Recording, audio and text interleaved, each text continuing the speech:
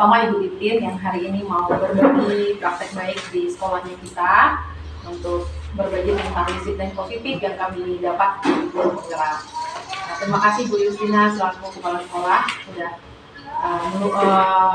meluangkan waktu hari ini untuk kita boleh berkumpul bersama-sama hari ini.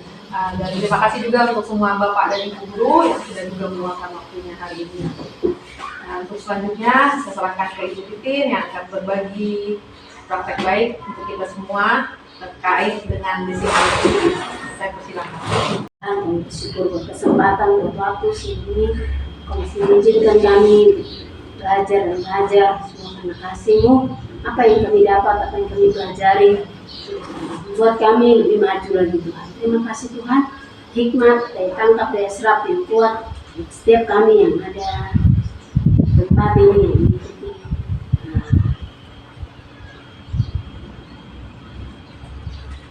teman-teman guru penggerak yang berbagi disiplin hal-hal yang lain. Terima kasih Tuhan. Yang kedua di dalam nama Yesus sampai hari semua. Amin.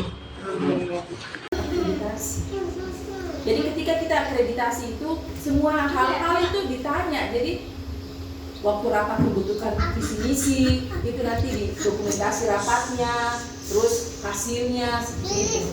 Jadi itu untuk akreditasi itu seperti itu. Semua itu nanti dilampirkan secara bersama-sama sehingga terciptanya kolaborasi yang baik antara warga sekolah, adanya rasa peduli satu sama lain.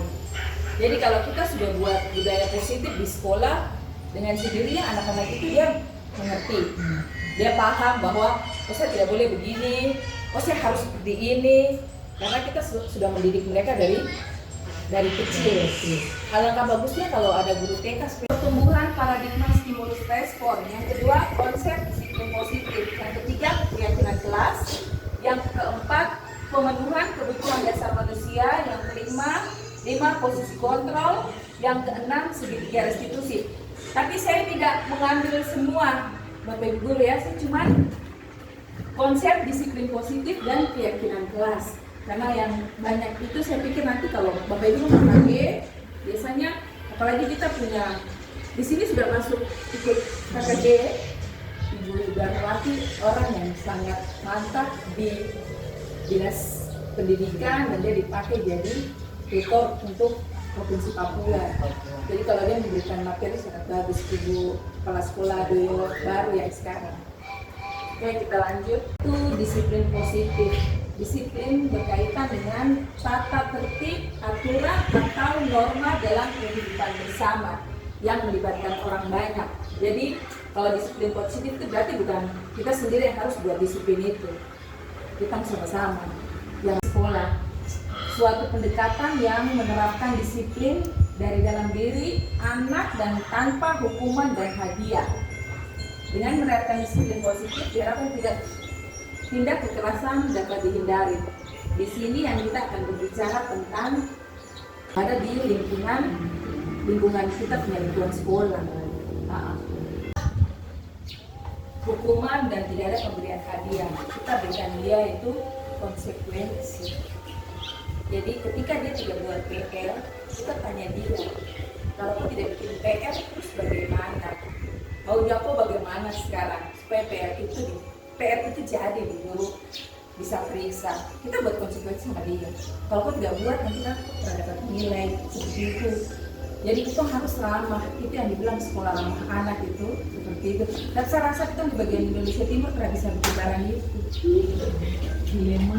Jujur saja saya juga bilang gini, saya tidak bisa datang, saya bukan orang Jawa yang saya harus keloni anak itu dia baik-baik. Jujur saja saya tidak bisa. Saya di waktu pelatihan saya bilang gitu, kalau saya angkat tangan. Kalau soal panggil bicara baik-baik saya tidak bisa. Karena saya sudah diajarkan dari kecil itu sudah keras. Jadi tetap saja kita keras. Itu yang saya bilang. Jadi tapi kalau kita sudah belajar ini, mungkin kita bisa berubah kan. Mungkin seperti itu. Oke, kita disiplin. Dalam rangka menciptakan lingkungan positif, salah satu strategi yang perlu kita tinjau kembali adalah penerapan disiplin di sekolah. Apakah telah efektif? Apakah masih perlu ditinjau kembali? kalau di sini saya lihat kayaknya sudah dipagar semua, jadi mungkin sekolahnya sudah aman untuk anak-anak tidak keluar ya. Mungkin salah satunya seperti mereka tidak keluar lagi dari halaman sekolah ya. Mungkin itu tata tertib yang nanti sudah bisa diterapkan ketika proses pembelajaran, tidak boleh ada yang keluar pagar. Berikut menanamkan motivasi pada murid-murid kita untuk menjadi orang yang mereka inginkan dan menghargai diri sendiri dengan nilai-nilai yang mereka percaya, serta perasaan taat dan patuh terhadap nilai-nilai yang dipercaya. Itu merupakan tanggung jawabnya. Seandainya kalau kita sudah berikan dikasih kesempatan ya saya menyampaikan tentang disiplin positif di situ, bagaimana kami bisa kerjasama dengan orang tua, sekolah dan orang tua memperhatikan anak-anak bangun pagi jam berapa, apa yang kami ajarkan di sekolah ini anak-anak disampaikan dengan baik, disampaikan bahwa kau anak hebat, kau anak pintar, kau anak Tuhan, masa depanmu sudah penuh dengan harapan. Di rumah lagi harus seperti itu, jangan di rumah beda pasti karena pengertian. Kita di sekolah bilang dia pintar, tuh anak hebat, kau berharga di mata Tuhan, tapi di rumah orang tua bilang bodoh, goblok, itu kan tidak bisa membuat anak berkembang. Kadang kita di sekolah disiplin yang lain yang bagus, di rumah disiplin yang salah, akhirnya kita tidak membuat anak itu berkembang maju. Itu yang kemarin saya sampaikan. Di sekolah kami ajarkan mereka baca firman, hafalkan firman. Oh, ini berharga di mata Tuhan. Oh, gambar Allah yang hidup. Kejadianmu dahsyat dan ajaib. Itu buat anak itu dia jadi bangga. Dia merasa itu dia diperhatikan, dia sangat disayang oleh guru. Jadi sehingga pelajaran yang ngajar dia terima hari ini. Tapi dia sudah pulang di rumah, besok datang sudah aneh-aneh. Jadi kemarin saya sampaikan ke orang tua di gereja, saya minta tolong Bapak Ibu, saya bentuk dari keluarga. Ya. Kita di sekolah itu hanya 1-2 jam. Ya. Di rumah ini dia punya waktu yang banyak. Jadi minta tolong orang tua bangun pagi sama-sama, kasih bangun anak dengan baik. Anak hebat, baru bangun. Kita harus siap di sekolah. Disiapkan juga sarapan supaya anak makan di sekolah itu dia mau terima pelajaran itu dengan baik. Ya. Jadi itu seperti itu yang kemarin saya sampaikan ke orang tua. Jadi hari ini saya sama lagi disiplin yang positif. Ini untuk saya sendiri, saya terima kasih saya sudah ada banyak hal yang sudah tadi disampaikan, itu membuat saya bisa lebih lagi bisa kami bisa pakai di sekolah ini. Terima kasih sekali buat guru dan bisa datang membagikan materi ini buat kami. Masih banyak kekurangan. Kami memang ajar anak untuk disiplin datang tepat waktu, tapi kebanyakan kita datang lambat. Jadi itu kelalaian kami. Dengan adanya disiplin positif yang sudah dipaparkan, nanti ke depan ini kami mulai belajar untuk disiplin supaya kami ajar anak disiplin, kami juga jadi contoh dalam kedisiplinan itu. Itu saja sedikit dari saya. Terima kasih. Terima kasih juga Ibu. Memang benar, kita mau mengajar nanti kadang-kadang kita bilang anak-anak harus pagi datang, sebenarnya harus datang Ibu guru, dan Pak Guru belum datang.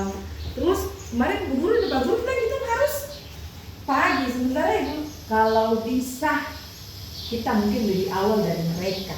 Kalau bisa atau tidak, mungkin kesepakatan yang kita sudah buat 7.15 itu apel pagi, mungkin kita semua guru-guru ada supaya ketika apel pagi itu anak-anak juga senang, oh satu guru sudah ada.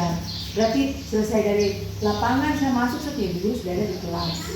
seperti itu. Jangan satu ibu guru saja yang datang suka apel, baru nanti dia lari dari kelas 1, kelas 2, kelas 3. Saya mengalami hal ini. Pentingnya kita menuntun kita punya anak-anak bangsa ini menuju ke yang lebih baik. Mungkin positif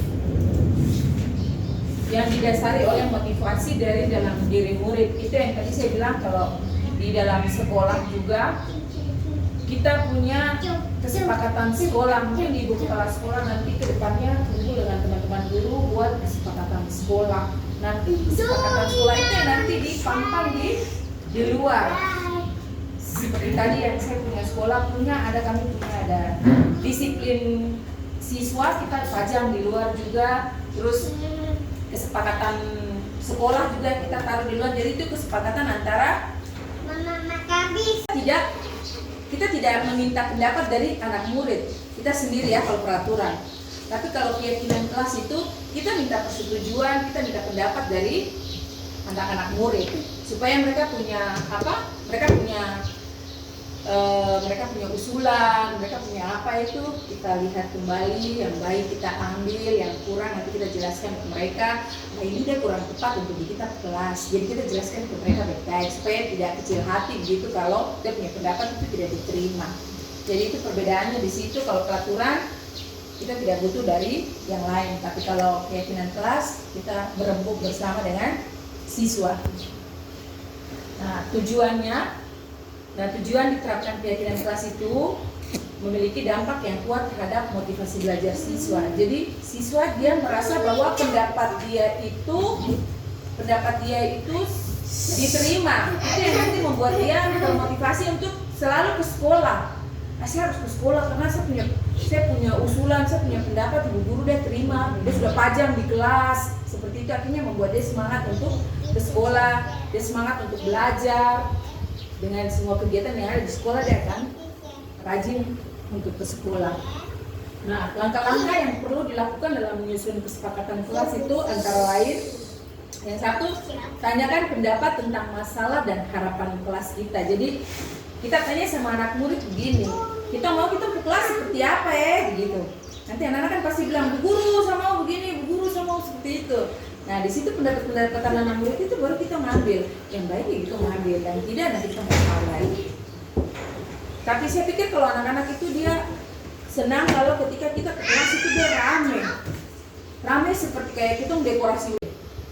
Nanti kalau sudah begitu hasil karyanya mereka itu jangan lupa ibu guru pajang di kelas. Bodoh mau menggambar jeleka tidak, itu pajang saja supaya dia senang bahwa Isa punya ibu guru pajang. Mau jeleka tidak, ibu guru pajang saja.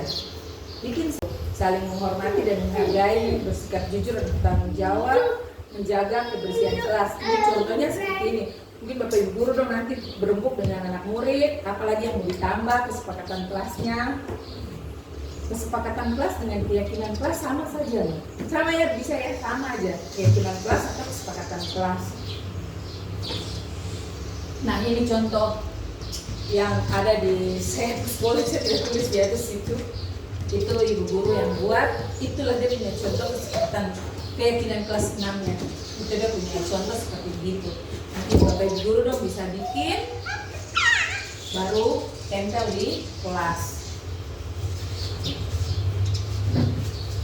Kalau bagusnya itu ibu dorang sudah bikin ini, terus bikin mantra belajar, tinggal cari di Google saja, itu banyak yang bikin itu. Mantra belajar, keyakinan kelas, terus disiplin positif itu banyak ada di situ semua. Saya selalu arahkan saya guru-guru membuat kelas literasi itu saya suruh buka di YouTube. Saya suruh mereka buka di YouTube literasi kelas seperti apa, buatlah kelasmu seperti yang kamu lihat di YouTube. Jadi seperti itu. Itu contohnya. Nah, kesimpulannya, keyakinan merupakan sebuah nilai-nilai kebajikan universal yang telah disepakati secara tersirat dan tersurat lepas dari adanya latar belakang suku, negara, bahasa maupun agama. Keyakinan kelas dibuat secara bersama-sama dengan seluruh siswa yang mempunyai nilai-nilai kebajikan yang dapat dipercaya.